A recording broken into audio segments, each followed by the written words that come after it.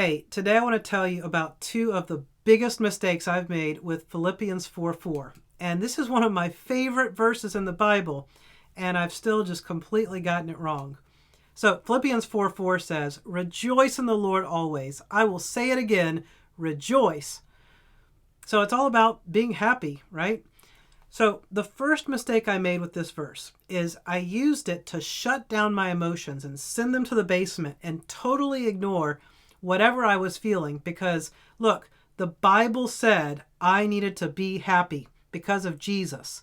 And so I'm going to white knuckle it and force myself to feel happy and to rejoice in the Lord. Paul said so. And, it worked for a little bit, but by completely shutting my emotions down, in the long run, I ended up disconnected from myself and more numb to my emotions. And it didn't actually help me heal or process the things I needed to deal with. And so it actually ended up making me more depressed than I had been before I tried to use Philippians 4:4 to stuff my emotions and force myself to be happy. So that was a pretty big mistake, and I did that for years. Now, the other mistake I made with Philippians 4:4 was kind of a reaction to my first mistake. And I said, look, I'm going to be true to myself. I'm going to feel what I feel. I'm going to be who I am. I'm not going to be pressured by this verse to feel happy if I'm not happy. And so I just ignored it and said, I'm putting that on the shelf. I'm putting it to the side.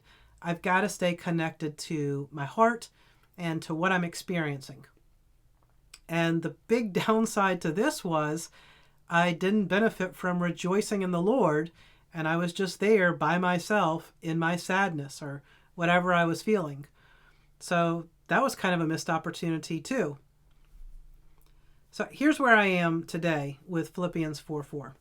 And it's to receive this as a gift of grace, that no matter what my circumstances are, whether they are good or bad, that God is with me, God loves me, God cares about me, and I can experience my depression in the presence of a God who cares about my feelings.